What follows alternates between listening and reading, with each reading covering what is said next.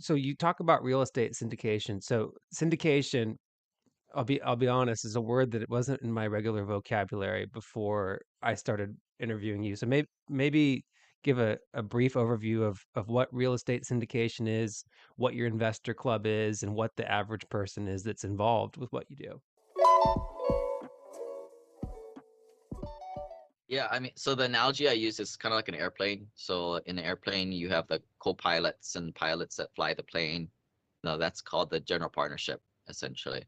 They're so they kind of do everything. They source the deal, they get all the investors, and then the investors are like the people who come in to coach. They put down, normal minimums in our ecosystem are like 50, $100,000 minimums.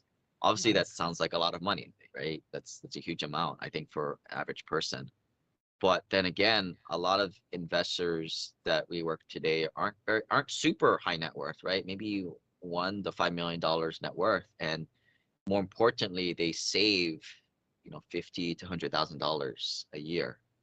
They make as a household 300 grand, and they save, the diligent savers just like I was, and they spend 200 and they have a net 100, and they'll place 50, 100 grand into these deals every year. And a lot of people, they realize that the retirement 401k isn't the best vehicle because you're stuck in Wall Street products.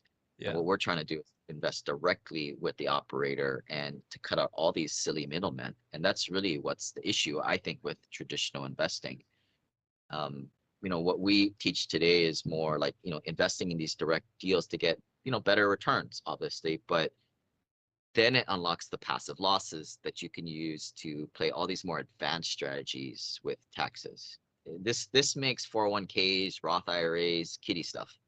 And this is where, like, if you're thinking of spearheading your net worth into outer space, getting to financial freedom, going weightless, it's in a way it's kind of removing that friction, the air friction, getting there, right? Like, if I mean, some, even without investing, sometimes we can save people maybe 30% on their taxes right away, and it's all about your net worth growth. And then we Hmm. also do, a concept called infinite banking, where you kind of bank on yourself and you kind of generate returns there, which are some of your liquidity. But this trifecta strategy is, what I realize, something I kind of haphazardly kind of pieced together myself.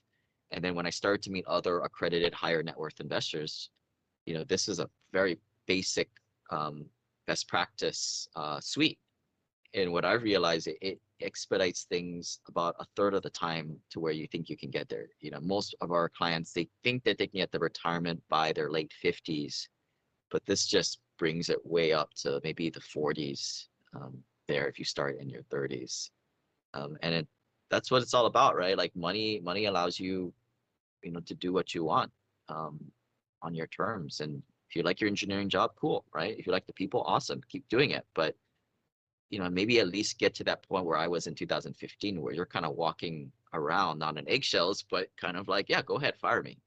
I'm gonna do what I want to do. I'm gonna do my job the way I want to do it. The not out of fear, but out of what I think is right.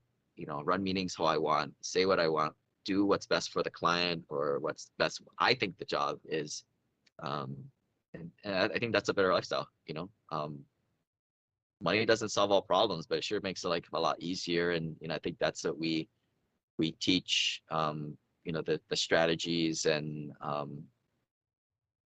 but I think what's hard is a lot of people, they don't have the money for that, and they may have to start on the lower rungs. And this is kind of like the book that I wrote was the Wealth Elevator, where there's these different floors of the wealth elevator. As I kind of went through my journey just in the last hour, you kind of realize that, if you're under $1 million net worth, or especially under $500,000 net worth, just buy little rental properties like how I did.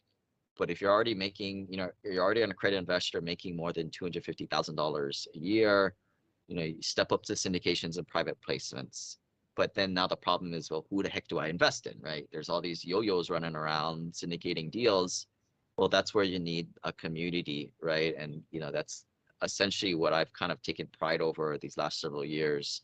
We do an annual retreat. This year we're doing it in Vegas. Normally we do it in Hawaii, but it's this community of core, good, hardworking, six-figure earners at their jobs, and but secretively on the side, just like how I was, they're investing in these syndications and private placements. And what you realize when you find yourself a good few buddies, it's a very small ecosystem out there doing this stuff. I'm not complaining, nah, I'm not complaining. My thoughts get complicated, I cannot explain in layman's. Never losing focus because I ain't chasing payments. Still playing in the basement while I'm working on arrangements. They heard the kid in 50 countries, thank God that's amazing. But I'd rather thank Spotify, they put me on the station.